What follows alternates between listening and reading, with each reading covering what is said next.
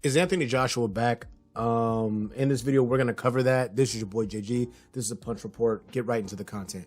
Anthony Joshua defeats Jermaine Franklin via 12-round decision. Interesting fight from the perspective of getting to see Anthony Joshua, how he looks under trainer Derrick James.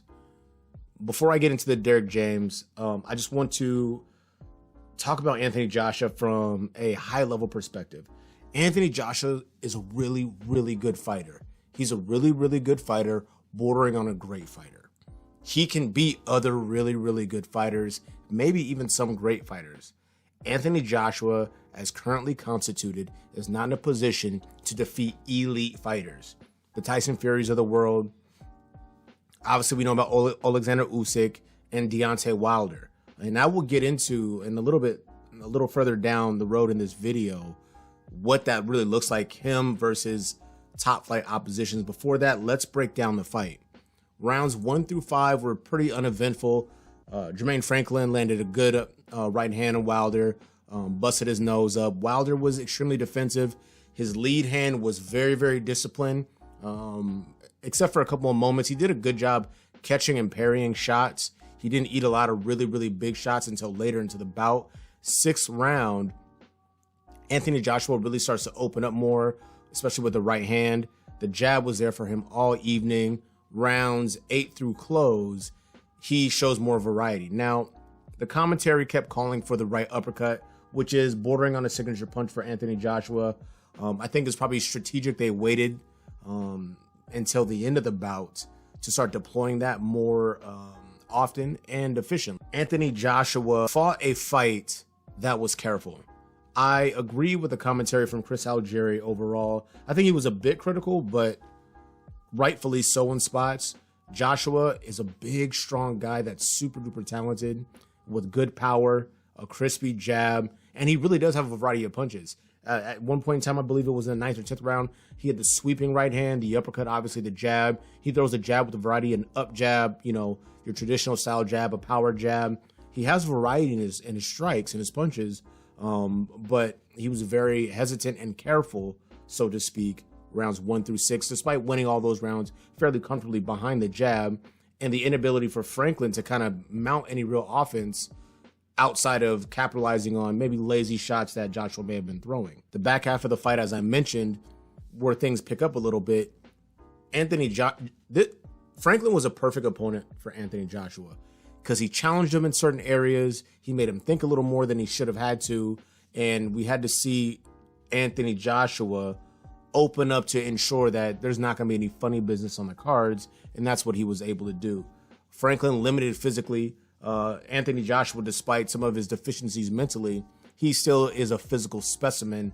That was on display this evening. I know he came in 255.4, the heaviest of his career. I don't know if that, because Franklin didn't push him as hard as he could have, we don't know how he really looks because he didn't gas out or get tired. He wasn't gasping for breath or looking terrible or carrying his hands too low. Quite honestly, 8, 9, 10, 11, those rounds, he had more bounce in his step than he had initially in the bout. Quite honestly, if you look at rounds 1 through 5, he just really stood there and waited to see what Franklin was going to do. He conserved his energy well. I don't like seeing him this big because I think he can be more fluid, but it wasn't a hindrance in this fight.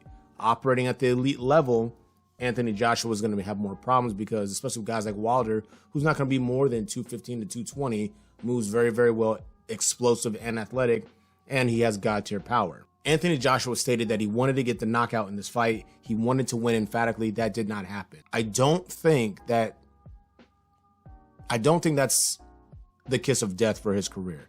I do think that mentioning names like Fury, Wilder, some of the bigger names in the sport of boxing, the heavyweight division, Usyk's off the table, obviously, we know that. Mentioning some of those names right now is a bit foolhardy. I want to see him get more comfortable, work and develop under Derrick James, and then get more confident in letting his hands go. People call Anthony Joshua robotic, and I think in some ways that can be true, especially from a footwork perspective. But he has fluidity in his punches, and in later stages of this bout, when he started to let his hands go, If he sat his butt down out a little bit more, gave himself more room, and we'll get to what Franklin was doing to avoid that situation developing, he can throw and be fluid. He can be a pretty decent combination puncher. Not the best in the world. He's a big guy, but he has the athleticism and the know-how to be a fluid combination puncher. But that comes with his confidence growing, and I think that's an obvious statement. Cutting over for just a second. No, I'm going to save that for the end. This fight sets Anthony Joshua up for the next level step-up fight. I want to see him be more confident, more fluid. His defense, he got hit with shots, but it wasn't bad. I think that when he was thinking so much in the first half of the fight, it looked like moving back in a straight line, just really kind of shelling up. Thereafter, he's catching shots really well. He did a great job catching shots from Franklin, parrying, and then, let's say 7 through 12, taking the tutelage of Derrick James, getting on angles, trying to land it, check left hook, pivoting off of that, and then controlling Franklin as to, try to get a better opportunity to get stuff off. I think he did a great job with that. I'm not over celebrating or highlighting anything that Anthony Joshua did. It was a performance I think that he needed to get. Obviously, if you can get a knockout, you get a knockout. If you're a big ass guy like, Anthony Joshua, you want to be able to decapitate someone and get that knockout. He wasn't able to do that. Shout out to Franklin, extremely durable. I think he fought as well as he could fight against an opponent who has greater physical tools than he had. That's just a reality of the situation. Anthony Joshua is not elite. I'm not saying that he can't be elite, but he's just not elite now. That's a reality. He's a really, really good fighter, bordering on great. He's had a great run, but his confidence was shaken against Andy Ruiz when he was stopped. The Usyk losses didn't help. Even the second Ruiz bout in Saudi Arabia, that wasn't, he danced, he stayed on the outside, he had a baby fro, and, he did his thing and won. Now I want to cut over to what I see going forward for Anthony Joshua and the role that Derrick James is going to play in this whole scenario.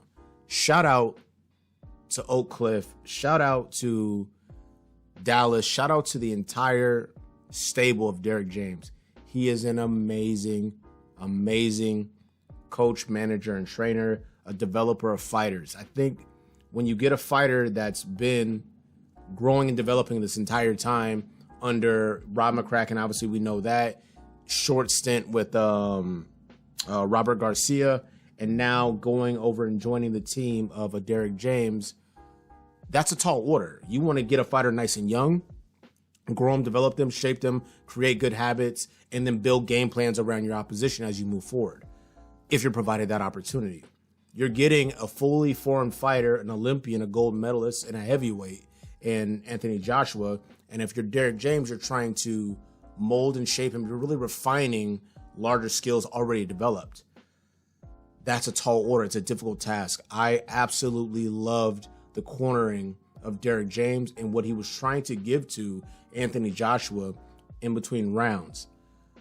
One of the big things that's troubling to me for Anthony Joshua is you have to receive a trainer like Derrick James. Your eyes have to be wide open. Your ears have to be wide open. And you have to be listening with intent, fervently from a coach of the ilk of a Derrick James. There's resistance still with Anthony Joshua, especially when you put a guy like that in your corner. There can be no resistance. Those days are over. This guy knows exactly what he's doing.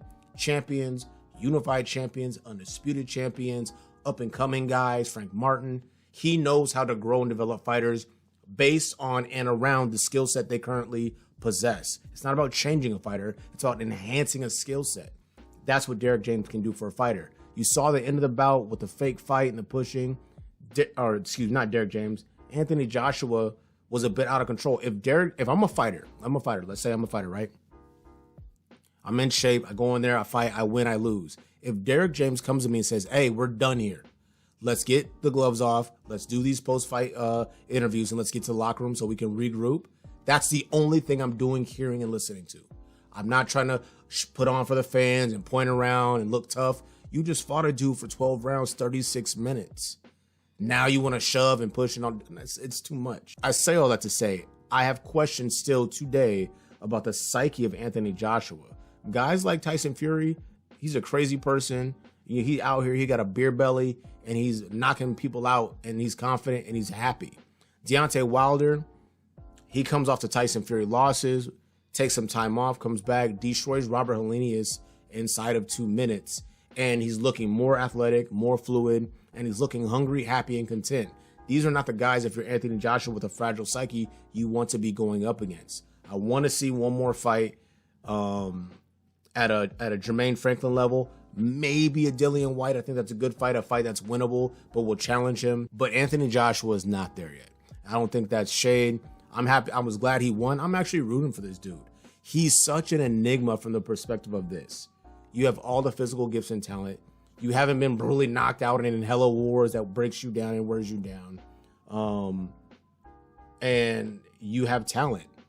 Everything that's in front of you that's impeding your progress and growing and becoming a world champion again is all between the ears upstairs. So Anthony Joshua got the victory today. He did his thing. Congratulations to him. Shout out to Derrick James. Hell of a corner despite resistance. If you did not watch this fight, do not watch highlights. Go back, watch the entire broadcast on DAZN or wherever you see it. Just watch and listen to the corner work, and then watch and observe Anthony Joshua just kind of miss some of the nuance, the key pieces of what Derrick James, is trying to give him. Before I go, I do want to leave on this note because it's a crucial note. With a jab as sharp as Anthony Joshua and the power behind it, they mentioned it several times on the telecast. At one point in time, Franklin knew that he was up against it and he was getting battered. So he started holding a lot. Algeria was like, the call, Algeria's like, oh, Joshua's holding quite a bit. Joshua would punch Franklin in the face and Franklin would just duck under and grab. Now, the one thing I did not like that Anthony Joshua did, he's looking to the ref to kind of regulate what's happening instead of taking advantage, dipping down, going with the left hand to the body, separating out, throwing the right hand upstairs. He's missing key opportunities. I think about a fight between Luis King Kong Ortiz and Andy Ruiz. He got dropped on occasion looking for the ref to break up certain skirmishes and tie-ups. He got dropped because Andy Ruiz, fast hands, intelligent, punched quickly on the break because the ref's not intervening right away. The ref tried to do his best to allow them to be fighters. Anthony Joshua was just looking to him. Once Franklin knew he was kind of overwhelmed and outgunned and beaten, he just started hugging a lot. Anthony Joshua pumped that jab and started throwing it with the intent to close both of his eyes, break his nose, and bust his teeth out of his mouth. You have to throw the jab with mean intent. You established great range. You did a hell of a job there.